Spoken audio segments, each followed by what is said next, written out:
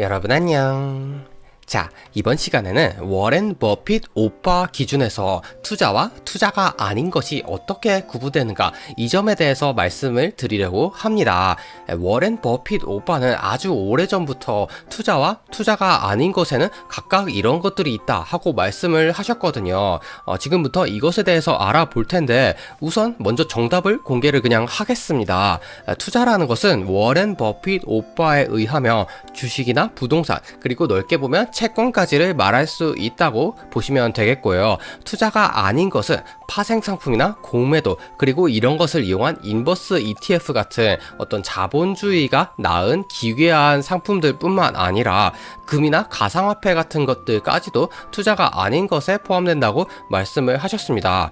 투자가 아닌 것이라는 의미는 무슨 뜻이냐면 투기나 도박이다, 종국적으로 봤을 때 좋은 결말을 보장해주지 않는 것들이다, 이렇게 말씀을 하신 건데요. 제가 예전에 영상에서도 말씀을 드렸었죠.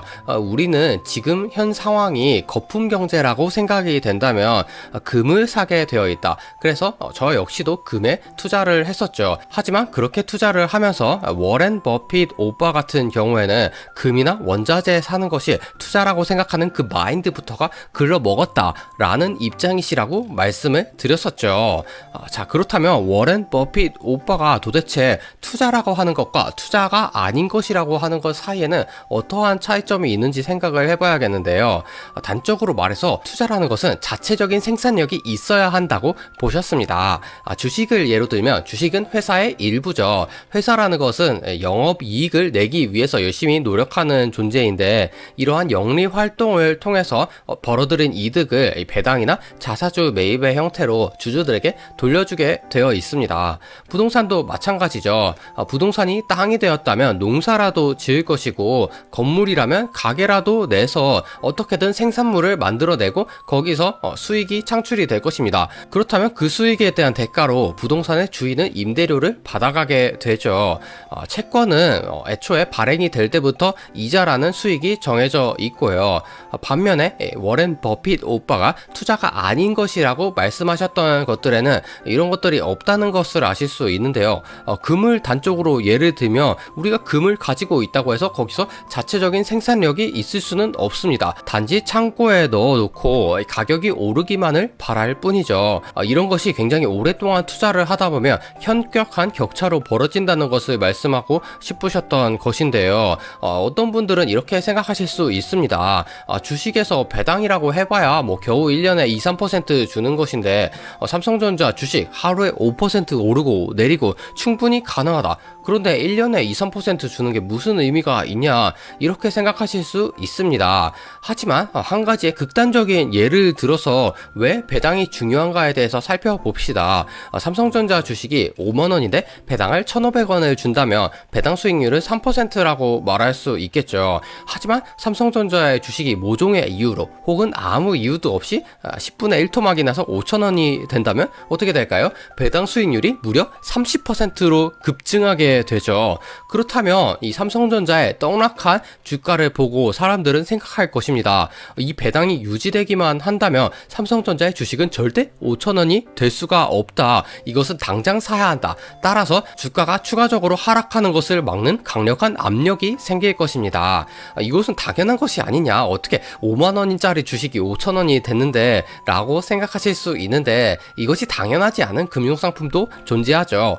비트코인이 대표적이라고 할 수 있겠는데요. 비트코인 1BTC가 1,000만원이었는데 갑자기 10분의 1 토막이 나서 100만원이 됐다고 칩시다. 그렇다면 이 비트코인에는 삼성전자 주식과는 달리 배당이 없기 때문에 100만원의 비트코인이 1,000만원이 될 거라는 어떠한 보장도 존재하지 않죠.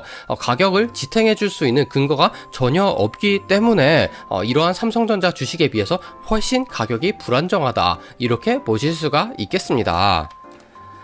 하지만 그럼에도 불구하고 이 비트코인에 비해서 별반 나을 것이 없는 주식도 분명 존재합니다. 안철수 연구소, 안랩이라고 하는 회사가 대표적이죠. 이 안랩이라는 회사의 주가는 대표적으로 회사의 실적과 관계없이 주가가 움직이는 회사로 알려져 있는데요. 여기서 저는 안철수 연구소, 안랩이라는 회사가 굉장히 좋고 나쁘다 이런 것을 얘기하는 것이 아닙니다. 단지 주가가 회사가 어떠한 상품을 제품을 출시했고 얼마나 잘 팔았는가에 전혀 관심이 없고 단지 정치인 안철수의 정치적인 입지에 따라서 움직인다는 것을 말씀을 드리고 싶은 것이죠. 배당 수익률도 물론 기대할 수 없고요. 따라서 이 안랩에 투자를 한다는 것은 결과적으로 정치인 안철수의 정치적인 입지가 잘 다져질 것인가에 대한 기대감에 베팅을 하는 것이기 때문에 이것은 투자라고 볼 수가 없다는 뜻이 되겠습니다.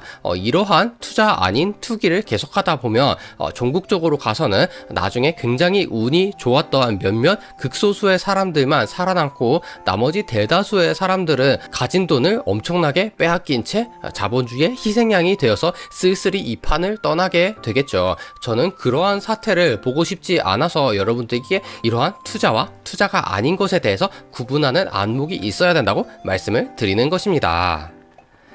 한 가지 재미있는 점은 워렌 버핏 오빠도 이러한 것들은 절대 발을 안 담그셨을 것 같지만 의외로 이런 것을 하셨다는 점입니다.